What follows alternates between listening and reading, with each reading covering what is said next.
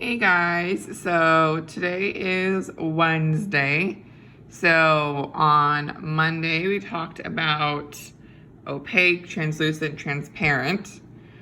And then yesterday you were supposed to do this assignment on page 26 where you were supposed to draw a scene. So I saw a lot of people who just drew like 3 objects, but they didn't really go together. It was supposed to be like a picture, like a house with windows and bricks and maybe a pond, so that way we could have seen all 3 in one picture.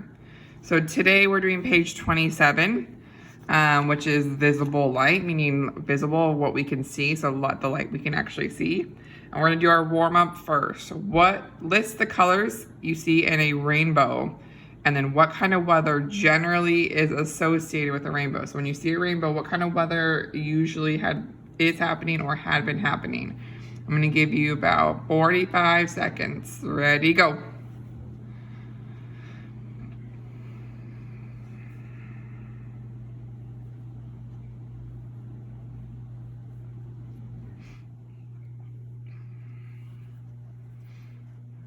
Thirty more seconds.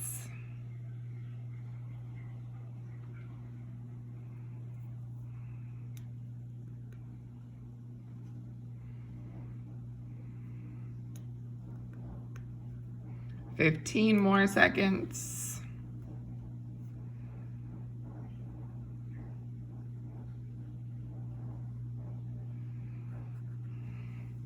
3, 2, 1. All right, we're gonna keep going. So visible light, there are 2 vocabulary words. So the first one is a prism. So that is a 3D object. And I'm gonna draw, I don't remember the 3D name of the object, but it looks like that. So it's a triangle, it's a long rectangular triangle. I don't know all my geometric shapes, unfortunately. So it is a 3D object that it's clear. It's usually made of plastic or glass. What it does is it takes white light. So when I put it from the sun or a light bulb or a flashlight, it takes it and actually refracts it. Remember, refracts means to bend the light. And when it comes out, it actually comes out a different color. Now, you can also be looking on page 8 of your light and sound study packet. That is the SOL Pass study guide for light. Now, the one you guys have in your packet is in black and white, which makes it kind of hard to see when we're talking about different colors. So if you guys just go on solpass.com, go to elementary school, 4th, 5th grade, and then you go to light, you can actually then find the study guide in color, so you guys can actually see it in color. And you don't need to print it, but just so that way you can actually visually see it in color. So over here on page 7, all of this information right here, right, this is what we're going to be talking about. So this would be show some really great pictures and diagrams that I would definitely check out later on my own. And then the other one, vocab word, is dispersion. Dispersion. So if you disperse, that means you separate. So it's the separation of light. So where you take white light and you actually separate it. So that's an example of you take the white light and it goes into the prism, just like we said up here. And then actually when it comes out, it actually comes out in 6 different colors. What we know as a rainbow.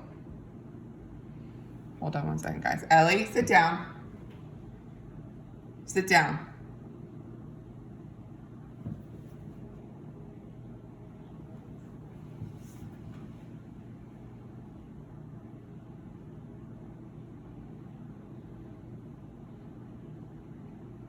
Ellie, get down. Sorry, guys. She's climbing all over the couch.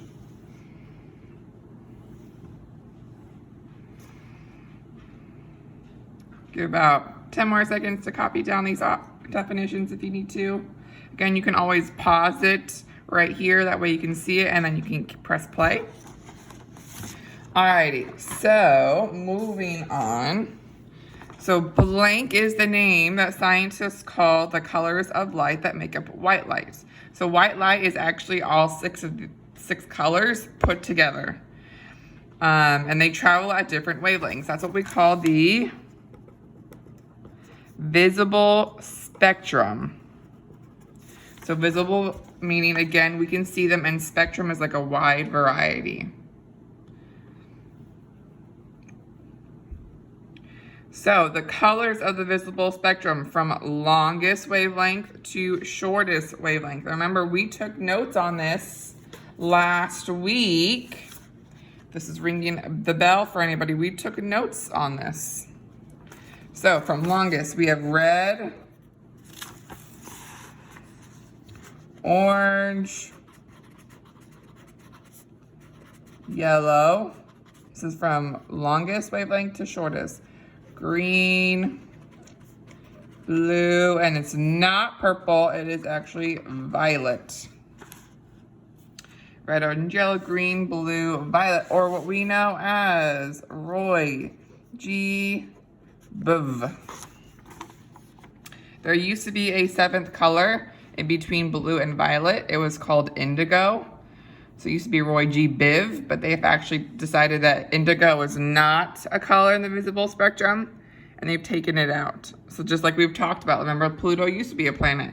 So science is always changing, it's always evolving. Each color has a different wavelength. Remember the wavelength. Remember the wavelength is from crest to crest, remember trough to trough. So this would be a longer wavelength.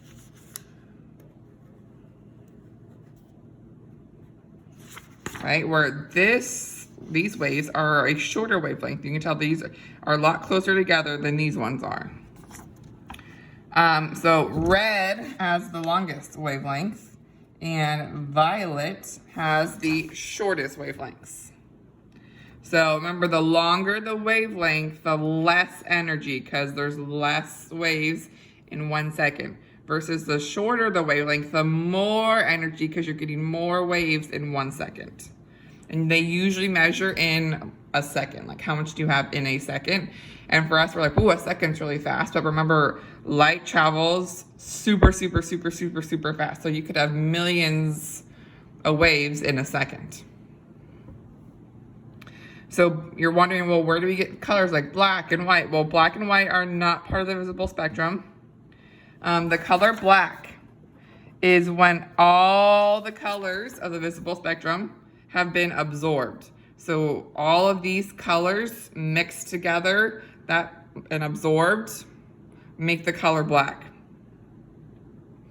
So that means where like I'm standing out in the light, lights were, hitting me, and I'm actually, the black is absorbing all of the light and it's not reflecting any color back. Whereas white is the opposite. White is where all of these colors are then reflected back at the same time. And so they reflected back mixed together make white light. When raindrops separate light from the sun, that's when you get a rainbow. So you have to have rain to get a rainbow. So it's actually a little bit tricky, but I believe on page 8 of your packet right here, there's a little picture, and it actually talks about what happens inside of the raindrop. But as you can see, a raindrop acts like a prism. So it actually takes in that white light and it refracts it, right? So it bends it, and then it actually hits the edge. You can see right here. Hold on, let me take this paper clip out, guys, so I can show you better. And again, this is a much better picture if you guys go look on solpass.com. So you can see the white light comes in right here and it refracts, meaning it gets bent, and then it actually hits this edge of the raindrop and it's reflected back over here. And then as it leaves, it refracts again. So, and then we get the colors of the rainbow coming out. And imagine millions and millions and millions of raindrops right? Reflecting, and refracting again, all of the colors of the rainbow, then that's how the rainbow shows up in the sky. So millions and millions of raindrops are taking the white light and creating the visible spectrum, which is then, shown as a rainbow in the sky, which is a pretty crazy process, but also really, really cool.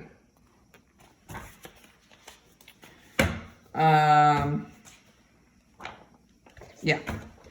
So that's it for our notes today. You are supposed to go on BrainPop and watch a video. And again, you're supposed to watch the video and then send me your results. All right. See you guys later. Bye.